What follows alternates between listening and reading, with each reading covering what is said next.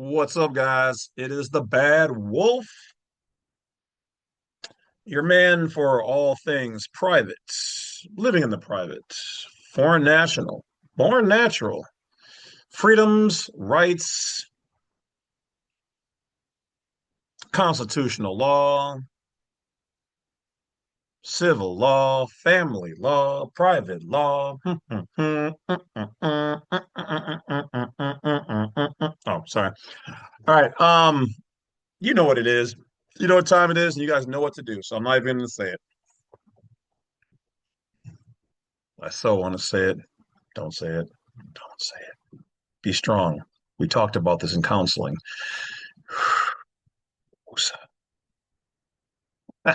For real, you guys already know what the beat is, all right? And if not, you'll figure it out. So this particular video is about right to travel, but we're going over to North Carolina, all right? Once again, this was a request from somebody in the comments, and they were like, hey, I've already won some court cases in North Carolina, but I would like to see the right to travel. So we're going to do that for you and you and you and you, not you, not you. You're cool. Never liked you. You're cool. And you. With that being said, if you guys have methods that have legitimately won your court cases, let me know. We can put together, or I can put together a video, step me through your technique and whatnot. Spread the wealth.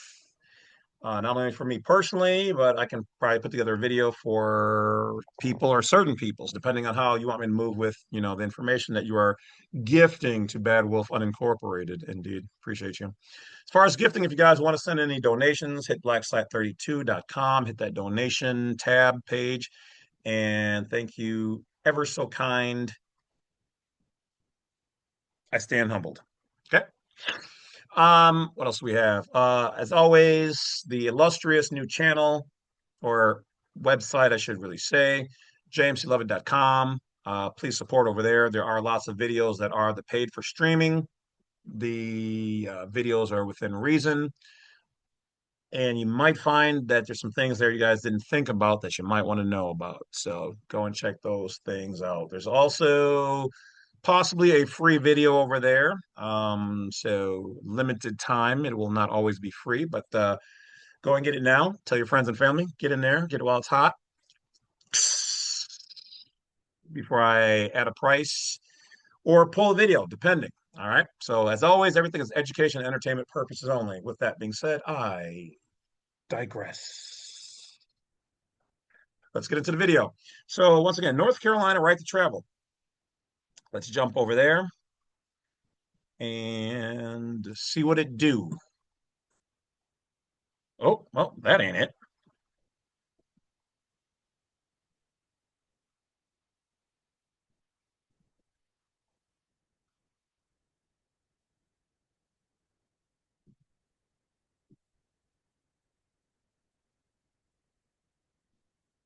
All right.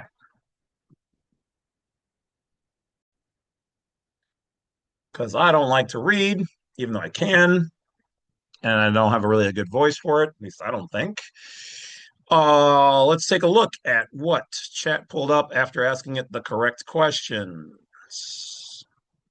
GS April 20th. 01 definitions, selected definitions relevant to non-residents. 20. Okay, so this is North Carolina's code, which is a GS 20-4.01. All right. But this is the definitions part, so this is not the primary code you need, but let's just see what they have to say. Walk with me. 23C, non-resident. Any person whose legal residence is in some state, territory, or jurisdiction other than North Carolina or in a foreign country. 20. All right. 27. Motor vehicle. Every vehicle which is self-propelled and every vehicle which is propelled by electric power obtained from overhead trolley wires, but not operated upon rails. 14. Dealer. Any person engaged in the business of selling motor vehicles or trailers, either as a principal or as agent. Definitions in full. Okay, so let's understand here. They're primarily going to go after you underneath the term motor vehicle, which at first glance It says well, every self-propelled and every vehicle that's electric. So they own it all, huh? You're telling me they own it all? No, they only own this if it's registered to them. They do not have jurisdiction over a private vehicle. That vehicle no longer becomes private when you register it to them, and then it takes on the notation of a motor vehicle. They do not control private vehicles. They do not control every type of person that's out there. They're talking about a non resident, or actually, no, they only can control a resident, and they can only control a vehicle that's owned by them or registered to them under the title motor vehicle by law. So a non-resident is any person, which we could challenge the word person here, but we're going to assume they mean living, but we really know generally it means a non-living entity. A U.S. citizen, all caps name. That's why they want you to prove that you are a resident whose legal residence, okay, is in some other state. All right. Well, I don't have to have anything legal about me, and I can domicile where I choose. But so you have to be careful because when they use the word non-resident, which means you're private or your entity is private, if you call it a motor vehicle, it becomes a motor vehicle because you own it. They got you to declare what your own property is. You need to declare your property to be an automobile, which is for pleasure and privacy as a conveyance, not a motor vehicle, which is part of the public, which they, as they're telling you here, can administrate over. It doesn't say anything here about a private vehicle or an automobile because they can't. The only person who can define something is the one who owns it. So let's keep going. See what else they got. Full Art GS 20 to 51, exempt from registration. Okay. Section 20 to 51. Exempt from registration. The following shall be exempt from the requirement of registration and certificate of title. 1. Any such vehicle driven or moved upon a highway in conformance with the provisions of this article relating to manufacturers, dealers, or non-residents. Okay, so wait a minute. So they're saying exempt from registration. Any vehicle driven or moved on the highway in conformance with the provisions of this article relating to manufacturers, dealers, or non-residents. So you're telling me that certain manufacturers are exempt with their vehicles from registration. Certain dealers are also exempt from registering. Not all dealers, not all manufacturers, but in the specific, in conformance with the provisions of this article. So there's more to it. But then they're also here saying non-residents or non-residents. So they're telling you right here. So they're saying any vehicle driven on the highway in conformance of this article, manufacturer dealers, or so now we're changing. So they're saying by in a class by themselves, non-residents. So non-residents, this is your code for North Carolina. That's it.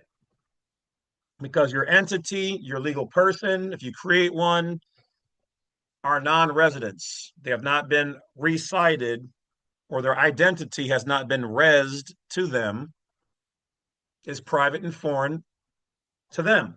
Now, your name is still in their database. So it's looked at as a legal name. There's a difference between a legal and a given name.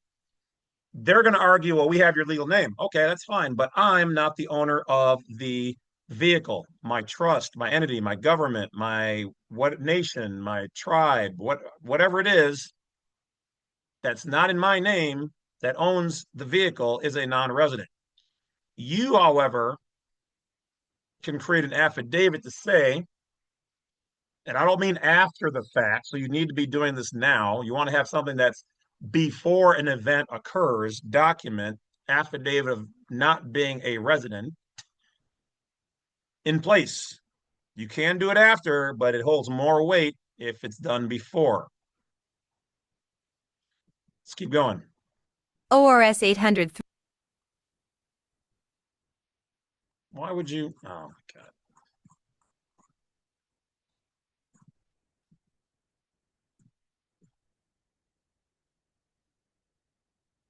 Okay.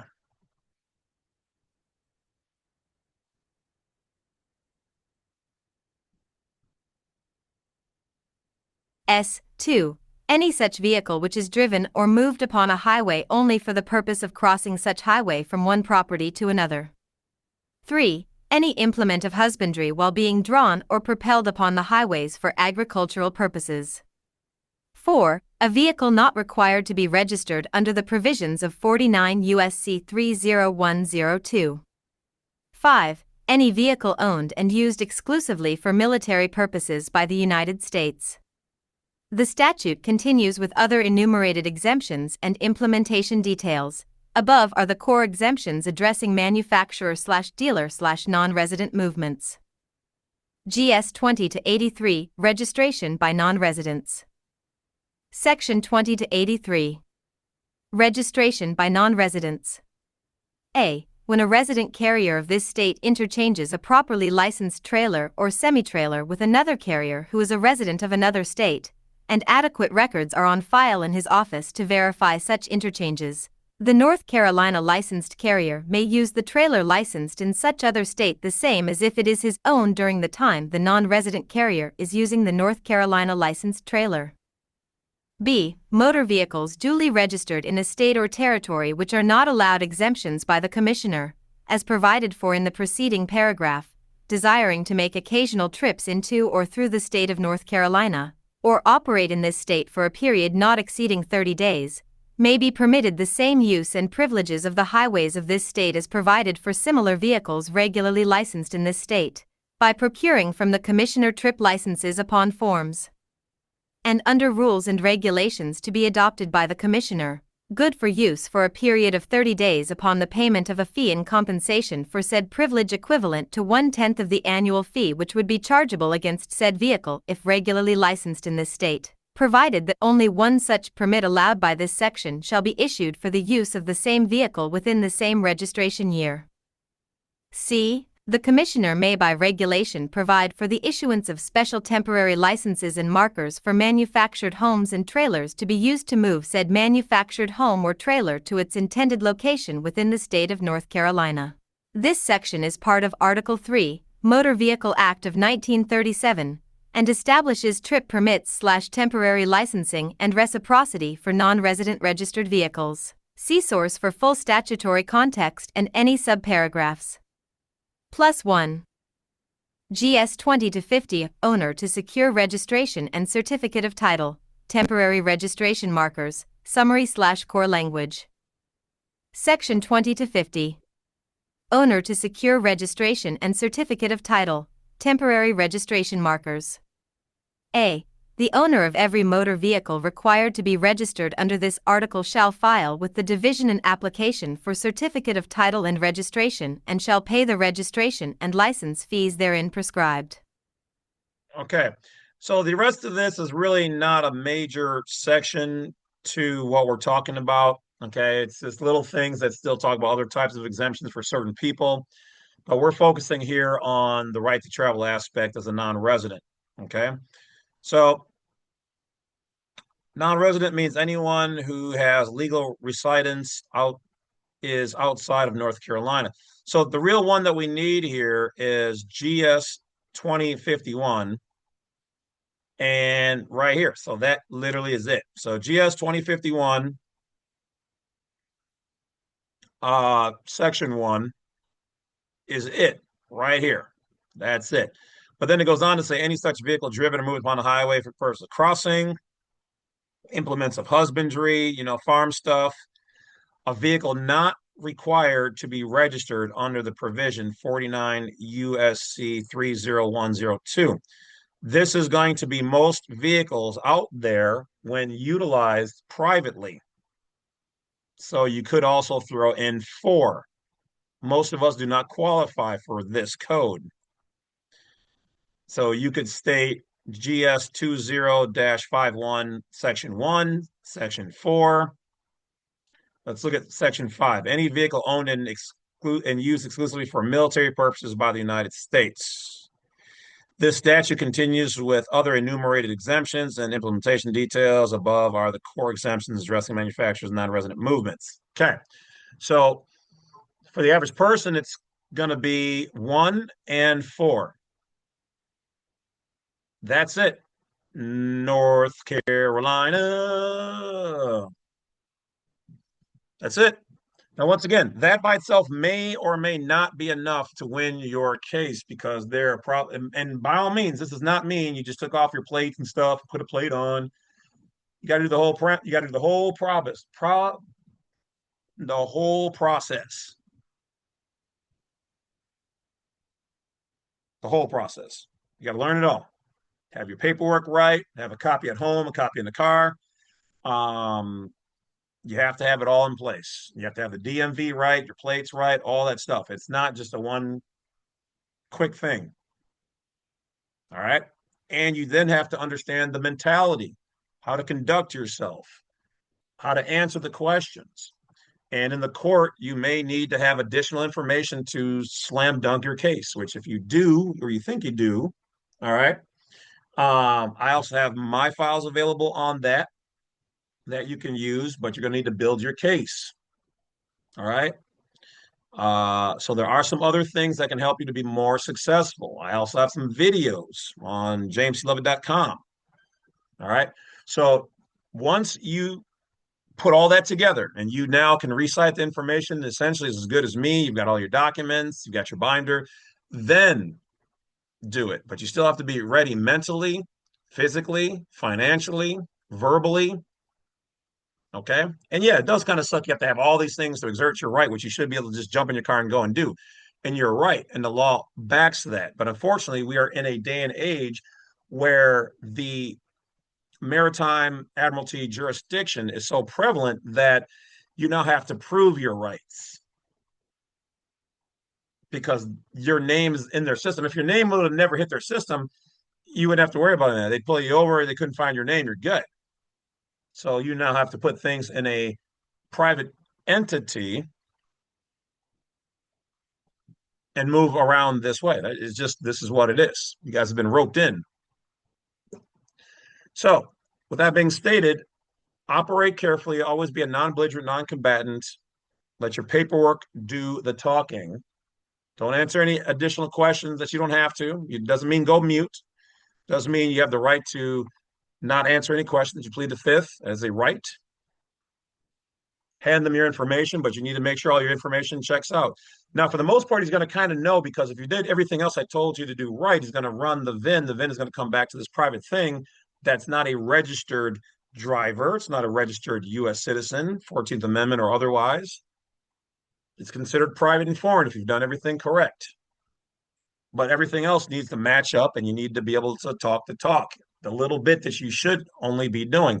And keep in mind, this does not make you above the law. This does not mean you can speed. It does not mean you can just be all wild. It does not mean you can jump out at the red light, and twerking and doing a street light takeover. No. If you're doing those things, you're waiving your rights. And frankly, you're a dumbass. So don't speed. Don't give them any reason for for them to be able to pull you out of the private and into the public. If you do, that's on you. And I'm not going to help you because you're going to have to explain while your ass meat was in the air at some red light and you're doing it in your private car. Don't do it. It's a trap. And remember, you're going to do criminal type activities. You're going to endanger or jeopardize public safety. You've waived your right to be private. And don't get it misunderstood. You're not fully private like some completely diplomatic person because your trust and things done right and making them private still puts you in America and there still is American law and they can go after you that way. Really, it should be then done on the federal level, but they can convert the courts into that which they need to prosecute you and have some judge, legitimate judge, not a magistrate, sign off on it. So don't do stupid shit and you won't win stupid prizes. Be smart, be the person who you say you are, non-belligerent, non-combatant. You can enjoy your freedoms as long as it doesn't hurt, impede other people, damage, etc. others or in general the system. unless the system goes too far to encroach upon or deny you of your rights, which come first. So that's it, guys. I'll talk to you later. Enjoy the day. Don't forget to hit that bell, like, subscribe, and I'll talk to you guys later. The truth will not be denied. Welcome to America.